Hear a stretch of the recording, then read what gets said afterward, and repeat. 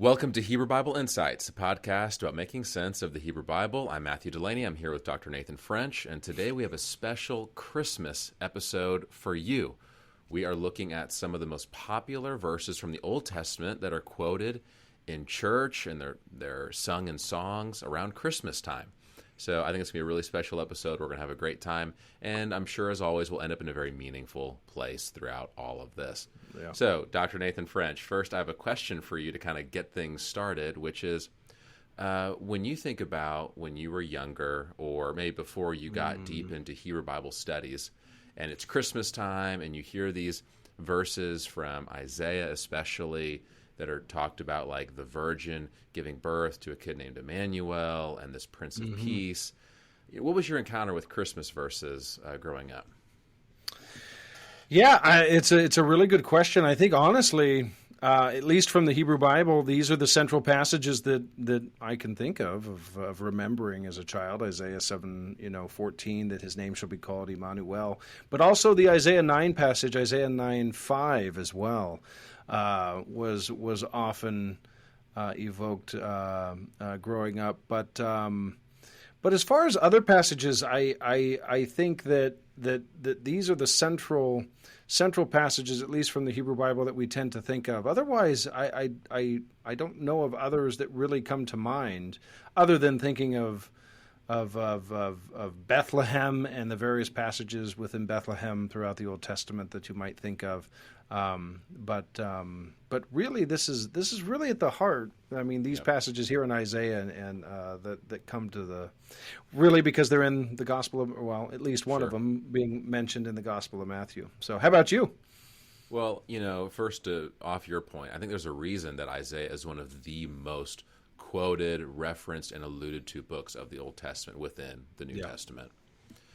For me, I think my experience with the Christmas time lines from the poetic prophets led me to kind of view the poetic prophets in a certain way as a kid. And by the way, I've had a great church experiences growing up, and I don't want to put this on them. This might have just been my perception of things. I was going to talk about dinosaurs because I love dinosaurs, but because it's a Christmas episode, I'm going to give a little more of a Christmassy analogy to this.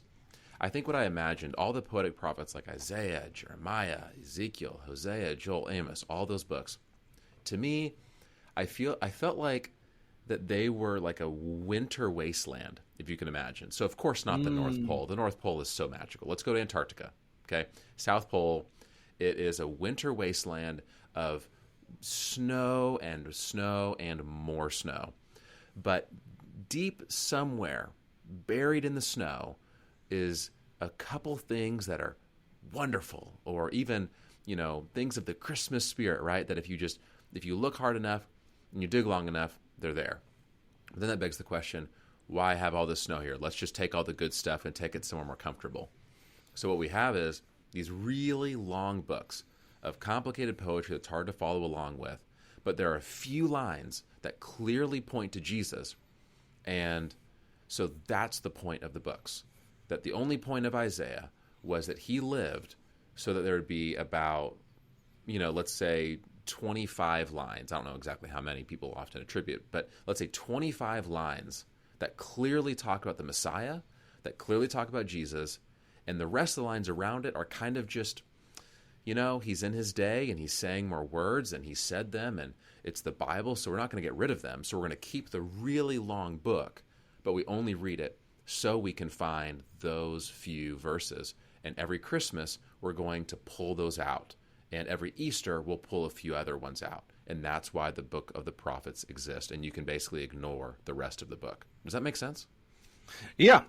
So you're suggesting then that for you growing up, or at least in the church, that you really didn't understand the books themselves in their own context, but rather the verses that were relevant to understanding the New Testament, i.e. in the way that the New Testament actually uses those verses, is really all that was presented to you. Yeah, no, right. I think that when it comes to the Christmas story, obviously I think that that's true across the board. Obviously, the Christmas story itself being what is emphasized, but But it is important, is it not, that we consider these verses within their ancient context and see what they mean. So very good. Yeah. In fact, that's so much about what our mission is. We want to make sense of the Hebrew Bible, and for us, that involves, to understand the Hebrew Bible well, we have to understand the capital C context, which that includes. We understand lines by understanding the message of the book. We understand books by understanding their place in the greater canon of the Hebrew Bible. And we understand the Hebrew Bible knowing it's a product of, yes, the Hebrew people, but the Hebrew people living in an ancient Near East context. And they wrote these texts in ancient languages. That's what our podcast is all about. And if that's something that any of you listening right now are passionate about, subscribe if you haven't subscribed already. Follow us on our social media platforms. Share what we're doing. Get the word out. We want to be a place to say, hey, this is a place where we take the whole Bible, including the Hebrew Bible, seriously. And when we do that, we know there's so much more insight that we will gain. So let's go ahead and do that for Isaiah chapter 7 and Isaiah chapter 9. We chose these two because they're very popular Christmas passages. I wonder if you can maybe pull up one of these and read a couple of the lines that are often quoted around Christmas, just to make sure we're all on the same page. But I think for anyone who grew up in the church, there's a good chance you heard these around Christmas time. And then as we read them, we'll then kind of try to unpack what's going on around these verses. Yeah. So, for example, we have Isaiah 7:14. Therefore, the Lord himself will give you a sign. Look, the virgin is with child and shall bear a son and shall name him Emanuel or Emmanuel. You have other translations that would say, look, the young woman is with child and shall bear a son and shall name him Emmanuel or Emmanuel. Then, of course, Isaiah 9:5 is also, Isaiah 9:6 is also it's Isaiah 9:6 in the English, but Isaiah 9:5 in the Hebrew. So for a child has been born for us, a son given to us. Authority rests upon his shoulders, and he is named Wonderful Counselor, Mighty God, Everlasting Father, Prince of Peace. So I think these two passages are quite central to the whole Christmas story. It's huge. I mean, especially the Isaiah chapter 7 that's quoted directly in the New Testament. And, we hear it almost every year when the Christmas story is retold. But here's a question we can just start everything off with is I think sometimes it's really helpful for Christians every once in a while to, you ever heard the phrase to suspend belief? But instead of suspending belief, just suspend knowledge for a moment. Pretend the New Testament doesn't exist yet. Pretend that we aren't aware about anything happening with Jesus yet, because we're earlier than that. So with that imaginative framework, does Isaiah chapter 7 and that verse about the woman giving birth to son named Emmanuel, does that line mean anything? So, in other words, what does it mean when it's first spoken? Can we get any idea about this? So what's its context? So we're going to explore that with Isaiah chapter 7 and chapter 9. And then don't worry, we'll back open up to New Testament to see how does that impact our understanding of how the New Testament authors use this. So I think, first off, a big disclaimer is that these chapters of Isaiah have so much going on. They're awesome. Yeah. Like if you want to do deep dive study the rest of your life, you could just read Isaiah over and over and over and over again, and you would never run out of material. So this is not going to be your one-stop shop episode for all of your, even just covering 2 chapters of Isaiah. We're not going to be able to do that. Let me do this. Before I kick it to you, I think I'm going to give a helpful comment that as I was kind of researching this, I think is really helpful. Yeah. Which is, if you want to read things in context, oftentimes, let's start thinking, let's start raising our view, right? Let's start ascending a little bit and view the book as a whole and ascend our view to kind of try to view, if you will, the historical geography, right? Let's view the countries around. Those are 2 really helpful places. So if you view the verses being really close down to the bottom, right, where we tend to look, let's just raise our view. Let's just ascend a little bit. Yeah. And so I think a good example would be, first off, let's break apart a literary unit within Isaiah. And a number of commentaries I looked at would say that Isaiah chapter 7 through Isaiah chapter 12 is kind of a complete literary unit. Obviously, it belongs to the bigger book of Isaiah, but if you want just as an exercise, read chapter 7 through chapter 12 and see what type of insights you see, because they're all roughly happening at about the same time, the same historical event, and so that's a really helpful thing. A couple other notes I would give is John Oswalt, who's written the Isaiah 2-volume commentary for Nikot. He gives a convincing theory to me that Isaiah chapters 1 through 6 is the introduction to the whole book, because it contains all the major themes, and then it climaxes in chapter 6 with Isaiah's divine encounter with God.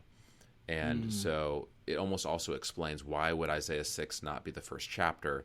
Well, because it serves a better purpose being the climax of the introduction. So not everyone holds that view, but if you take that perspective, then I realize Isaiah chapter 7 is also the first chapter of the non-introduction. So right after the intro, it could be the first chapter.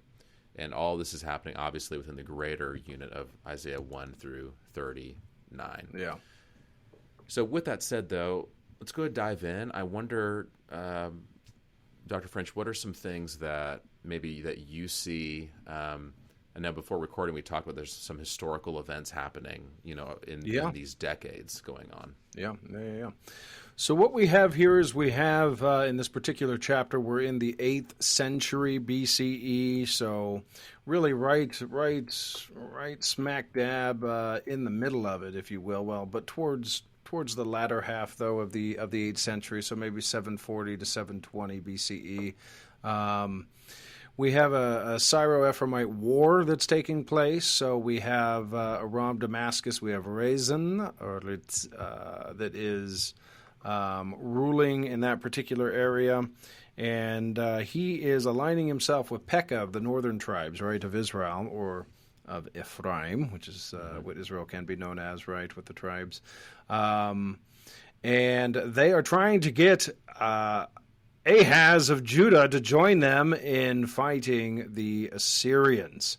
And so that is really the heart of the context of what's happening politically here in Isaiah chapter 7. It's actually quite important for understanding this particular verse as we move forward. Now, Ahaz is in trouble. He needs to know whether or not he's going to make a decision to join them and to help fight off Assyria, or to not, right? To not join. So that's really the context of where we are in this particular verse. So, if I remember right, doesn't Syria and Ephraim, they end up fighting, like seeming at least that they're maybe impending that they will fight against Ahaz? Does he decide not to side with them? That's right. Yep. He's being threatened on all sides. What decision is he going to make here? Yeah. So surrounded on all sides. And I'm curious where Egypt is at. I know Egypt is mentioned a couple times in 7 through 12 as a, power-wise, they're an interesting player too. Yeah, Egypt always has, or seems to have, a bit of authority in this region, with Sheshach, I believe, at the time, having good authority at times coming up. But the Neo-Assyrians are really taking full control of this particular area. And really there's the main question, I think, within this particular context. Can Judah rely upon their God to deliver them, or must they align themselves politically in order to survive, if you will, or in order to succeed in what they need to do? So this is sort of the challenge that's being made. Do they trust the Lord fully, or do they run to, for example, Egypt for backing or something like that? Always seems to be sort of behind the scenes, or the question that's kind of being asked by the author. Yeah, I think that's a huge theme. I would totally agree. And interestingly, there's this encounter when God sends Isaiah to talk to Ahaz.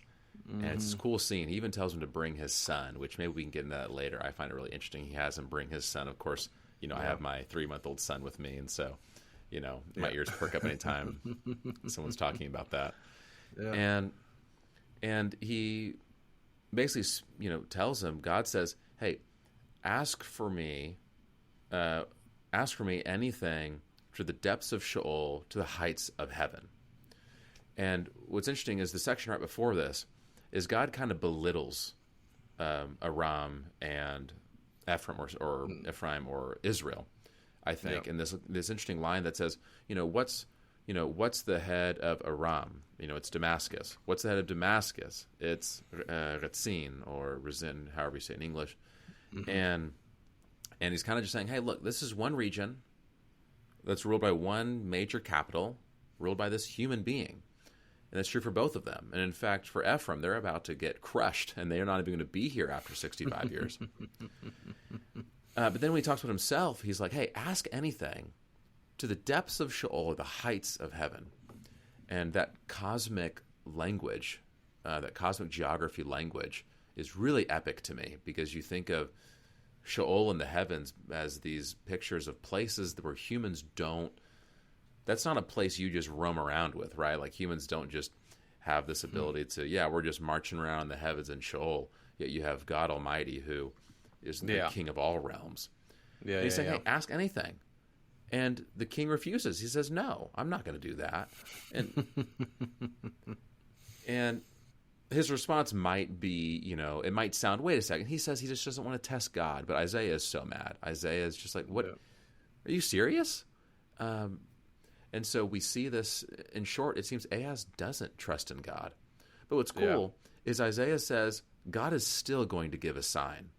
So even though you don't trust, even though you did not ask, God will give you a sign. And that is the immediate context of Isaiah chapter 7, where there's this line about this woman who, depending on your translation, right, this virgin will give birth, and his name will be called Emanuel, which, again, we have to mention Emanuel, or in Hebrew, Emanuel, means God is with us. And that is what this kid is named, as a sign, a symbol of hope, that God is with us, and we can trust him, and this isn't over. It's a good point, because obviously the way that Isaiah 7 sets itself up is that Ahaz and all of Judah is terrified that there's been this coalition that's been built with Aram and Ephraim, right? And this is very problematic. And of course, as you just said, this is where the Lord shows up and says what he says in order to sort of convince Ahaz that things are going to be fine if, of course, there is a standing in faith, right? So there is that line at the end of verse 9 that in Hebrew is quite interesting, because he says, Im lo ta'aminu ki lo te'amenu. And it's, if you do not stand, firm in faith, like the NRSV would translate, you shall not stand at all. Yep. And I think this is Yeah, go ahead. What was another translation you have? Another translation, I think it said something like, if you're not firm in your faith, you will not be firm at all. So right. So there is, it harkens back to Abraham. I mean, there's all sorts of imagery that sort of gets, I think, intertwined here with the trusting in the Lord, as opposing to letting this fear sort of fester in Judah and Ahaz, and which would cause them to make a really bad decision. And then, of course, this asking of the sign, I think, is quite interesting. I mean, you shall not test the Lord your God. You think of the temptation of Israel in the wilderness, or you think of even Christ's own temptation in looking for a sign or something like that. And so Ahaz doesn't even want to ask for it. But you're right. The Lord then says that this will be the sign. He's going to go ahead and do it anyways.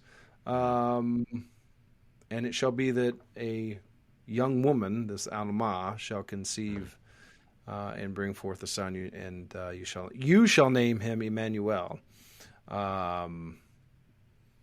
Or the young woman. I'm sorry, it's not you. The young woman shall name him Emanuel. Right? Isn't that how it is? Well, it depends with the Vekarat.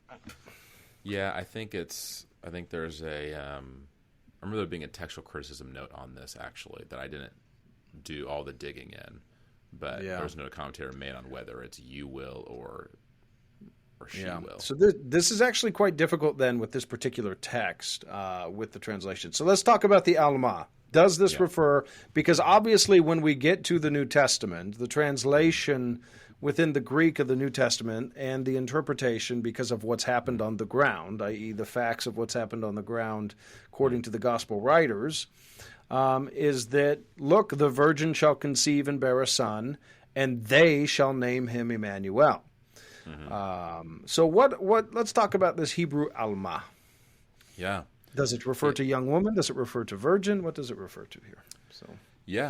So, I mean, in Hebrew, Alma, if you look at the two major dictionaries or lexicons for biblical Hebrew, whether that's Halit or the Dictionary of Classical Hebrew by Kleins, which, by the way, rest in peace. It's been sad hearing about his Yes, I heard recently. that. It's very sad. Yeah, I got to work with David Kleins when I was over in Israel. I'm sorry, not in Israel, in Scotland, doing my PhD. I got to work with him at the SOTS, doing some research for him for the Society for Old Testament Study. Lovely man, such a wonderful scholar. It was very sad to hear of his passing, but he left a real mark on Hebrew Bible scholarship that will continue for generations to come. So.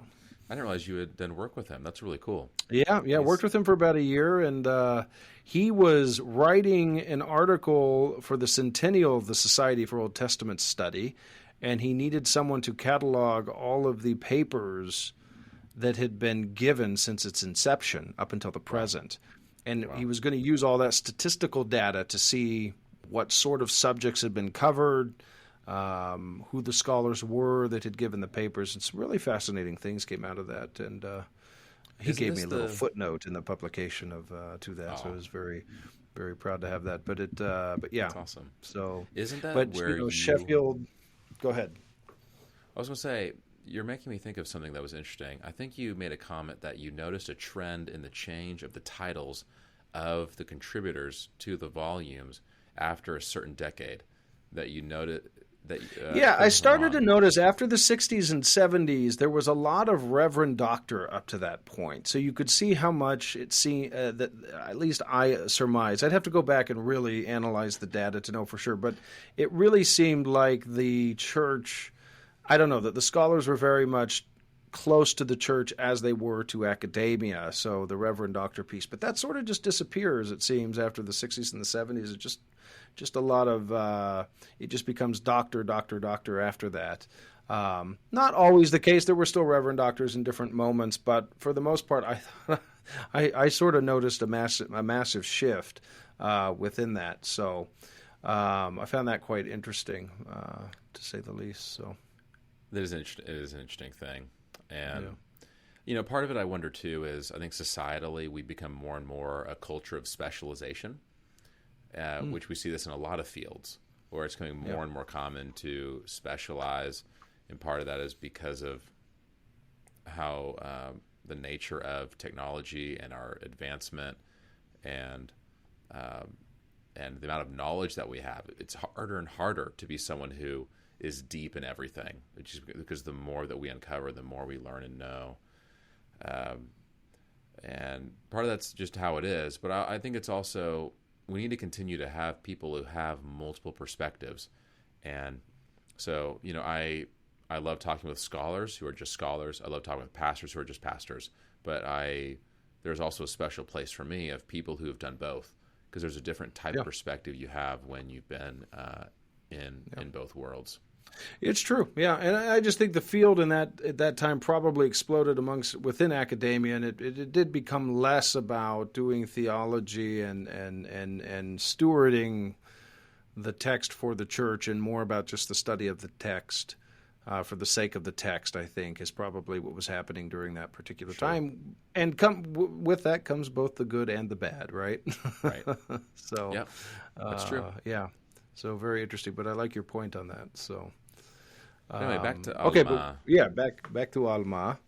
Yeah, basically, Alma is a word that neither of the major lexicons give virgin as a technical definition for it, although they describe They basically describe someone who, here, if I open up the entry in Hallett, Hallett gives definition as a marriageable girl, a girl who is able to be married, a young woman, as the main definitions. In the Dictionary of Classical Hebrew, which is where Klein's was involved with, they give a young woman or girl, perhaps specifically someone who's uninitiated, an unknowing female, obviously sexual connotations there. So, but as you mentioned, when we get to the Septuagint, what we have is clearly it's the word for virgin. And so how do we make sense of this? Like, one, there's kind of a semantic range potential going on here. Alma is not a very common word in the Hebrew Bible. And in these instances, there's a reason why they say it could refer to someone who's uninitiated, unknowing, that refers to someone who's of that marriageable age. And so I don't think there's nothing that I think would contradict the idea of how the New Testament, or how the New Testament portrays it, and how the Septuagint gives a definition. Certainly not. As virgin. So there's certainly nothing there. I like this from the Word Biblical commentary here. Makes an interesting point. It says this word study suggests that the common meaning of alama is a young woman who is sexually mature. Of course, Walton, I think this is referring to John Walton, thinks this would apply until the birth of her first child, which is interesting, I think, within the context of the New Testament in that sense. So, sure. But they would say that there needs to be more of a broad category here. That virgin is too narrow, is what the Word Biblical will end with here, and then while young woman is too broad of a term. So I think that might help a little. So that begs the question is, so how does this impact things? And so, like, for example, did Isaiah and his original audience, did they instantly think this verse means there will be a miracle birth, like someone who has never had sex will have a kid? Or were they thinking someone who is simply of marriageable age and will soon have a child? Well, this is a good question, and it comes back to the very basics of hermeneutics. And that, I've talked about before that when I teach hermeneutics, I like to focus upon that whole speech act theory thing with the locution, the illocution, and the perlocution. These really fun, fancy words, but the locution being the text that we have, the illocution being the intent of the author, and then, of course, the perlocution being the effect that the intent of the author would have, or the effect that the author intended it to have on an audience or his hearers, or a later audience even. And the perlocutionary level can even go on for generations and shift and change and sort of take on its own effect even as it goes. But here you've got two things. One, you've got the text, and then the author of the text, or maybe even the redactor, the one who edited it and put it together, either at a later date or at the time that it's written. You also have here, though, Isaiah giving a prophecy on behalf of the Lord. The Lord is the one speaking, so you have his locution would be the words being spoken, and the meaning that would be tied to that. So it would be the Lord's meaning, but then we have the authorial level as well with regard to the text. So you see the issue here. There's layers of meaning that are coming out here, because at the very core of what we're dealing with, Isaiah is speaking on behalf of the Lord to Ahaz and to Judah, especially to Ahaz. And this is supposed to be a comforting prophetic word that gives meaning of what the Lord wills in this very moment. And I think we have to start there. If we don't start there, I think it becomes very difficult then at a later time even to reinterpret this. So that's really good. So let's just lean into that then. Looking at 7 through 9, you mention, like it's a time of darkness and gloom before we get to that Prince of Peace who comes, and talked about how Zvulun and Naphtali, both of these tribes, are likely. There's been some sort of deportation that's already happening at this time, an early Assyrian deportation. Yeah. And so this is not. But Good. well, it's just like the context you were bringing up there that we had talked about with Judah and Ahaz being quite terrified of the coalition that's been built to go against the Neo-Assyrians, something that Ahaz really does not want to do here. But then, like you're saying in Isaiah 9, the people who walked in darkness have seen a great light. Yep. Talking about the land of Zebulun and the land of Naphtali. What we have there, of course, is potentially that particular region up north. That they actually were in a moment of darkness with the Neo-Assyrians having brought already an exile of sorts, or had brought the heavy hand of the military apparatus down upon them. And so that these words would be very comforting to the context of the people. Yeah, and we are dealing with a suffering, if you will, that has come upon these people. That's even mentioned in the text quite clearly, I believe. So, yeah, so they're going through a hard time, and the prophet is giving words of encouragement. And throughout all this is also the theme of who are you putting your trust in. So during this calamity, are you trusting the other nations, or are you trusting in God? And another cool thing in this story, by the way, is at the beginning in chapter 7, Ahaz is not trusting in God, yet God is still working. He says, I'm going to give you a sign anyway. Disclaimer, some of the end of chapter 7 is a little odd. This Emanuel, after the Emanuel in chapter 7, there is some good, but there's also some bad associated there. But as we move through the chapters of, from chapter 7 through 12, we have a number of instances where there's a betrayal of hope, whether that's the Prince of Peace, or we have the shoot of Jesse, or whatever words they use for the word shoot. But this stump, this shoot of Jesse that's mentioned a couple times.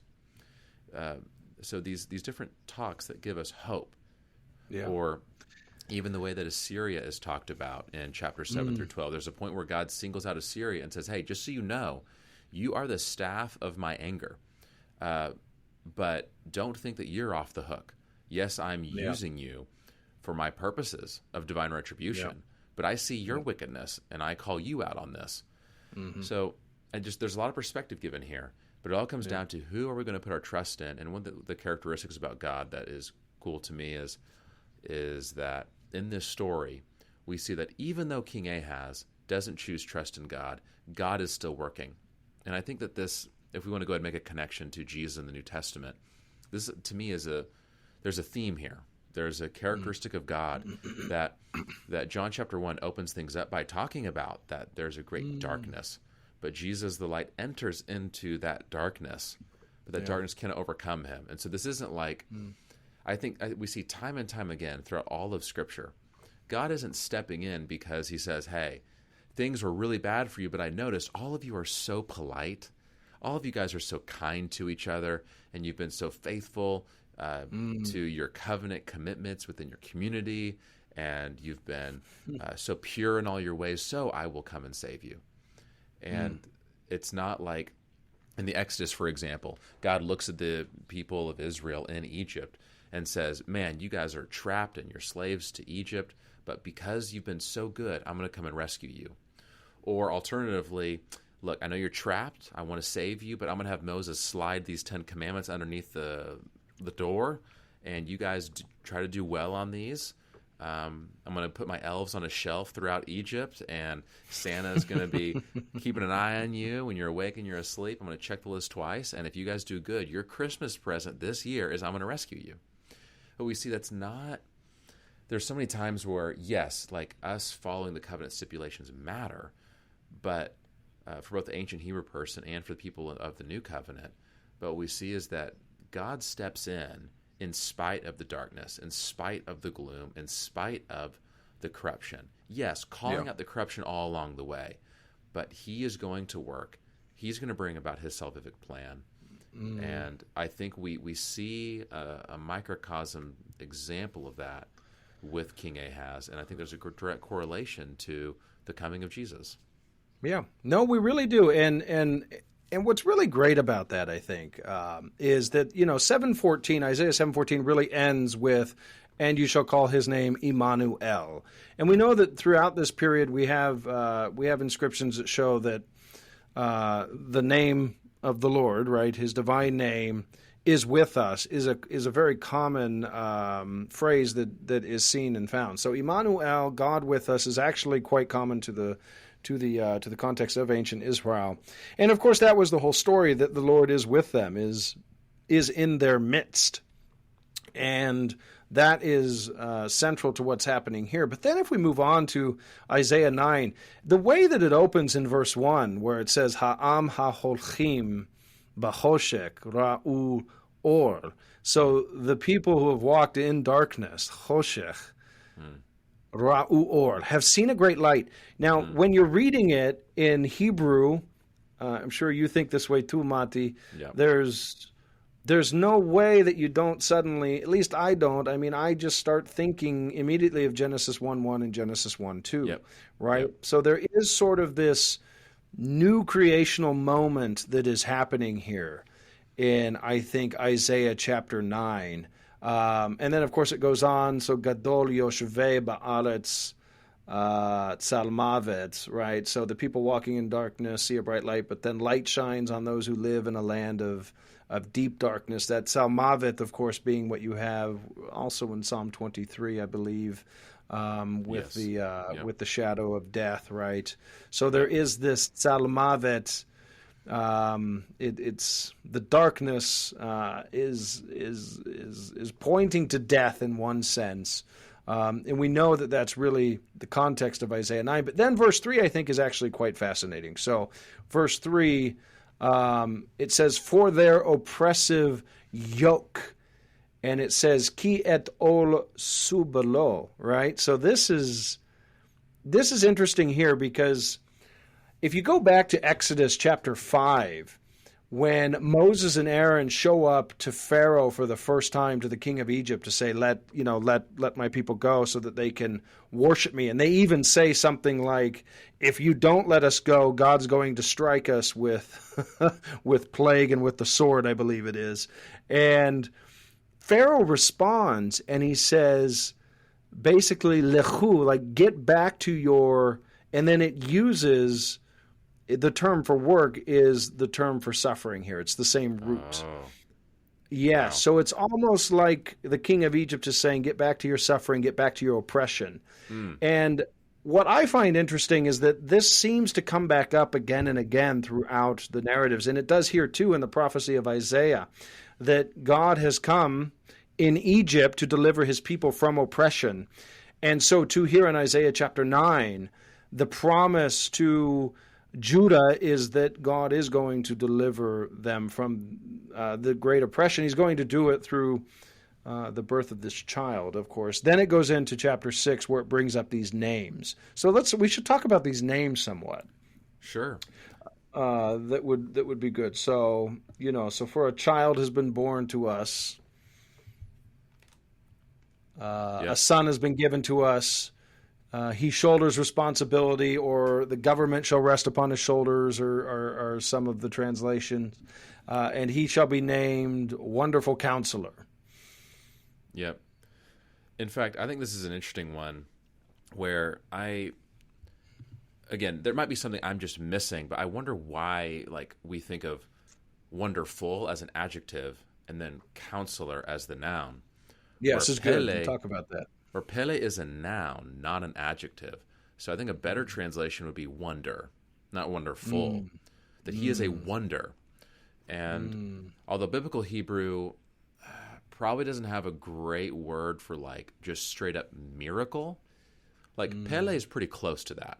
When you think about how that root is used, it's used in many stories that talk about the mighty, awesome, crazy works that God does. So, anyway, you think of Pele. Well, you think, and with that, the way that you're talking about that, so the NET has a nice note on that, agrees with what you're saying. Mm-hmm. One who plans a miraculous thing, I think that's Halot actually, is who actually quotes that. They're just quoting Halot there. or halat. So interestingly with that, I mean, that does evoke sort of Exodus language again, right? Yep. You sort of get this God who's going to come forth and do this mighty thing. But in this case, a child shall be born to us, and one who plans a miraculous thing or something like that. Yeah. Totally. So I think that's one note. Quick fun fact, the word pele isn't a really fun modern Hebrew word that when I teach my modern Hebrew class, I love to tell them, which is one of the Israeli words for a cell phone, is pelephone. So they take the word phone, just as it is in English, but they add pele in front of it. So they call like a smartphone a wonder phone. Pelephone. I left my pelephone in a taxi one time in Jerusalem, and it took me a long time to get that back. So sad story. Oh my gosh! I did get it back though. So I had I had a wonderful thing happen actually, a very miracle in getting that sucker back. So we're good. So how about the next one, El Gibor, right? A mighty God. Sure, mighty God. I mean, El Gibor, this is huge. That phrase even appears earlier, I think, in this Isaiah 7 through 12 section. El, obviously God, but Gibor, that's a fun word. And if you track how that word is translated throughout the Hebrew Bible, you're going to find some interesting different types of translations. Where, like, if you look at the ESV, for example, this word Gibor is translated as mighty 58 times in ESV. 44 times it's translated as just men. Describes warriors, man, hero. You have a couple of rare times. A couple times it's translated as a hero. The Hagiborim, right, yeah. So you have Gibor, by the way, from Genesis 6. We did an episode recently about this. And so that's an interesting usage of the word. But I think to only translate it as just like a man, we're kind of missing the nuance of this, the kind of might that's behind this kind of word, and the strength and the power. So El Gibor, ESV does mighty God. Again, it's interesting how we're choosing adjectives here, when technically we have a noun construct phrase. So maybe I'm being a little picky, but again, you have God of whatever. Maybe theoretically we have a similar thing going on with wonder, counselor, God, hero. You could maybe insinuate that like these are all just nouns strung together. How about God is a warrior? I saw as one translation potentially. Sure. Yeah. Yeah, I think that's definitely. See, it's interesting because, again, back to that Exodus motif and that Exodus language, you have, even in Exodus 15, what? Ish Milchama, that Adonai is an Ish Milchama, right? He is a man of war. Yeah. And that would be important. And back to the contextual meaning that you were talking about, sort of a first-level meaning here, this would be very encouraging to Ahaz and to Judah to hear that the son will be born. His name will be El Gibor, in light of what is happening. So again, we see how the emphasis is laid not upon Judah aligning itself with a military apparatus that can take on the coalition. Rather, it is Judah and Ahaz trusting in the Lord. Yep. And trusting in what he is doing in that sense. So, yes, which that brings up an interesting thing that you had commented on earlier, which is this depiction of God as this warrior, and how does this tie into our depiction of Jesus? And I think maybe after we go through these names, we can go to that point, because I think that is an excellent comment that you made before we started recording. So let's maybe just finish going through the names then. We have Aviad. That's cool. I love how in Hebrew there are just times where we have two words just smashed together. And that's just so cool to me. And so we have, which, by the way, taking Akkadian with you, which those of you who don't know, I learned Akkadian from Dr. French. And I say learned loosely. I am no Akkadian expert by any means. Maybe my future research work will require me to do more. But this idea that the I class vowel at the end of a noun being a gentilic marker for Akkadian helped make sense, I think, of a certain form that is very rare in Hebrew, where we have sometimes, achi, which, if you just think straight Hebrew, you'll often think my brother, but it could be brother of. And same with av to avi. Again, you'd think my father, but it can also be father of. So just like Melchizedek for Melchizedek, you might look and think, okay, maybe that means my king is righteous or righteousness, or it's king of righteousness because of that. Right.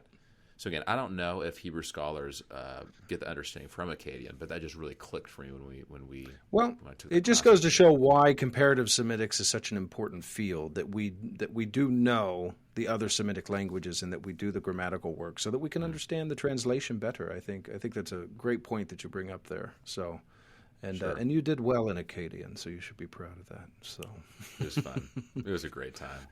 So Aviad, though, like when people look at in English, you see everlasting father. That's actually one word in Hebrew, and so they've put the word av. It has the ending e, but again, here it's probably this, father of something. So showing possession, or not possession, but some sort of correlation rather. And then ad, which ad is a word that is often used similar to olam, or also in conjugate in construct with olam, which is a Hebrew word for like forever, basically. That's where you get this everlasting idea. In modern Hebrew, ad means until. And so it's just this interesting idea of this father until what? Yes. Just keep on going, That's just a fun little modern Hebrew thought. I like it. And then the last one. Well, but with Aviad, it is interesting because we are dealing with the son being born, a king, essentially, is what we're thinking of here. Why father, right? Why father? And we did talk about this contextually, that sometimes the king could be referred to as a father of a people. That happens today in modern society, let alone in the ancient world. So we know that is true. But there seems to be an indication that this may be referring to the God behind the king. And I think that is quite clear from the context, and from a New Testament perspective, that'll work actually quite well. But it works here too, that we're looking to the God of Israel, to the God of Judah in this particular case. And then the last one, the Sar Shalom. What can you tell us about Sar Shalom? Prince of Peace. Pretty straightforward translation there, but a powerful one. There's a reason that resonates. Having a Prince of Peace, and that's what we want, and it's totally different from. Go ahead. Yeah, well, and it's different. I mean, I think within its ancient Near Eastern context, the idea of peace being brought would be through sort of a militaristic sort of endeavors, right? That on a socioeconomic level, everybody would have great prosperity, but it would be brought not through necessarily a meek individual, but through a military apparatus. And the NET notes make that very clear, which I'm looking at here. I think that's a great comment that the NET notes make on that particular point. So, in fact, again, that's a good segue to, again, if this is also talking about Jesus, how do we reconcile the way that Jesus, the way he leads with this depiction of the military type stuff? Yeah. No, I think it's a very good question. There's a lot of discussion out there on that now, and I think of like the Crucifixion of the Warrior God is a book title that's out there, and others within evangelicalism that's really trying to understand how are we to interpret the passages that really point to God in this way, especially within the Hebrew Bible, but also within the New Testament. That imagery is not Jesus returns on a white horse, right? I mean, there is that particular imagery very much a part of it. And I think one question we have to ask is who is the son being depicted here, right? Being born. Before we get to that point that you're pressing there, who is the son? On a historical level, we can say this. Some have said maybe it's Hezekiah, right? The son that's going to be born to Ahaz. Maybe this is who is the reference of the son that's going to be born. But the truth is nobody really knows, and there's been a lot written on this about who the mother is and who the son is, and the truth is nobody really knows. What we do know is that the Davidic dynasty is in discussion, so that brings up 2 Samuel 7 with the eternal dynasty that's promised by the Lord in that particular pericope. But the truth is, it's hard to know who is really in reference here in Isaiah, and I think that there's real purpose behind that. When we get to Jesus, of course, the New Testament writers make it very clear that these passages, at least for them, are being interpreted in that way, that Jesus is the fulfillment of these particular passages. But that would be true, right? Let's just take Alma and the discussion we had about a young woman who maybe had not had a firstborn child yet. That would be true of Mary. Had not had sexual relations yet. That would be true of Mary. That's very much in line with the covenantal understanding of Jews in that day. But of course, had not had a firstborn child. But then, Exodus 4:22, I always like to bring this up to you. Israel is God's firstborn son, right? That's what it says in Exodus 4:22. That's really the whole point of the narrative. When we get to the New Testament, of course, Jesus is thought to be the Israel of God, right? He is the firstborn son of God in that sense. And so Jesus, I always like to think of, sort of bears the whole narrative of Scripture. And I think that that's true of the militaristic understanding of God in the Old Testament as well, in the Hebrew Bible. And where else does he bring forth all of his might and all of his power? It is right there when he is crucified on the cross, right? Yep. He takes what is a military weapon, right? The cross is very much that to the Roman Empire. He takes that, and through his crucifixion, by laying down his life, he overcomes all the kingdoms of the world, all the principalities and the powers that exist. He defeats them on the cross. Paul even says as much, that had they known what they were doing, they wouldn't have crucified the Lord of glory. It is there that Jesus overcomes sin and death. But nevertheless, it is his weapon, right? I mean, it is there that God shows forth all of his might and all of his power, dying the death that he dies and the weakness that he dies it, and overcomes all that exists. I mean, all the evil of the world in that sense. So I think that there is a connection there to El Gibor, right?